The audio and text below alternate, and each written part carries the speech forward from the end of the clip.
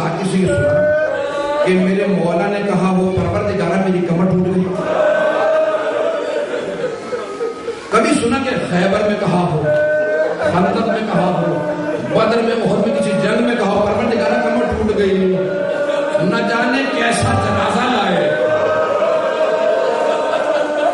उठा के देखे ना होगा नंबर 200 को मेरे मौला ने जनाजा उठाया।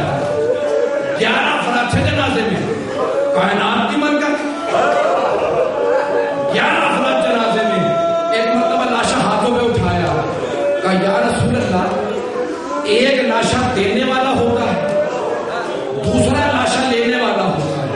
हसनैन छोटे हैं, बाकी सब ना महरम है। मेरे मौला ने लाशा उठाया, कब्र के किनारे खड़े हुए कहा या रसूल अल्लाह, अपनी अमानत वापस ले ले। कब्र से तो हाथ बुलंद हुए, कहा या नहीं लौटा दो मेरी अमानत को। जैसे ही लाशा दिया, कहा या रसूल अल्लाह, ये वो सहारा नहीं जो आपने मुझे दी थी। जब आपने सहारा मुझे दी थी, पसलियां टूटी नहीं रही थी, ये सहारा पसलियां।